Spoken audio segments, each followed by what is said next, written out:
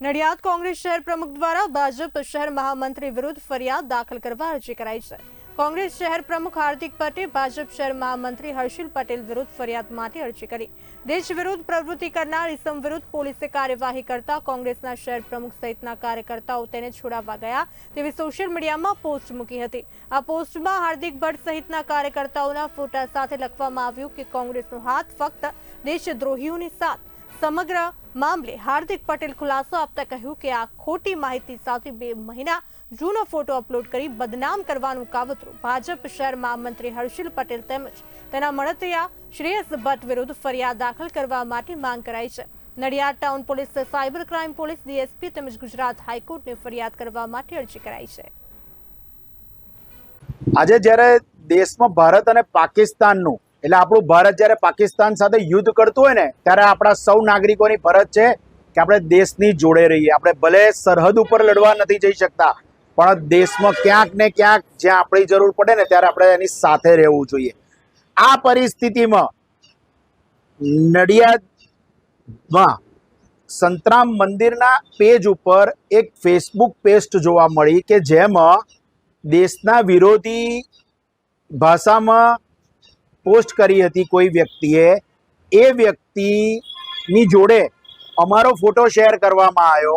હવે જે વ્યક્તિએ શેર કરી હતી એને પોલીસે અરેસ્ટ કર્યો, કાયદેસર કાર્યવાહી કરી। એ વ્યક્તિ જોડે એટલે અંતરિક્ષ મહેતા જોડે 2 વર્ષથી અમારે કોઈ લેવા દેવા નથી।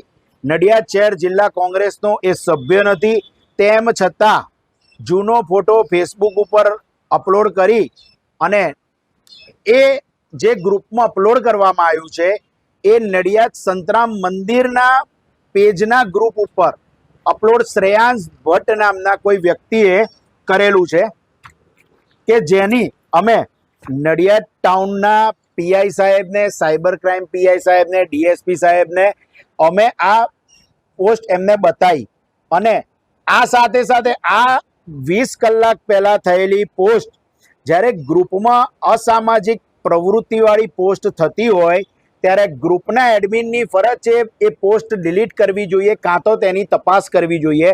પરંતુ આજે અમે જ્યારે દેશના વડાપ્રધાનને સપોર્ટ કરતા હોઈએ ત્યારે ખૂબ ખરાબ માનસિકતાવાળા એવા હર્ષિલ પટેલ કે જે નડિયાદ શહેર ભાજપના મહામંત્રી છે તેમના દ્વારા આ પોસ્ટ એપ્રુવ કરવામાં આવી અને જેની જોડે મારે કોઈ નહે નીચોએ સંબંધ નથી તેમ છતાં પણ મારી બદનક્ષી કરવા, કારણ કે હું એક ભારતની સૌથી જૂની પાર્ટી એવી કોંગ્રેસ પાર્ટીનો નડિયાદ શહેર કોંગ્રેસ પ્રમુખ છું, વ્યવસાય વકીલ છું, નડિયાદની ઘણી બધી સંસ્થાઓમાં આગેવાન છું, સમાજ સેવાનું કામ કરી રહ્યો છું।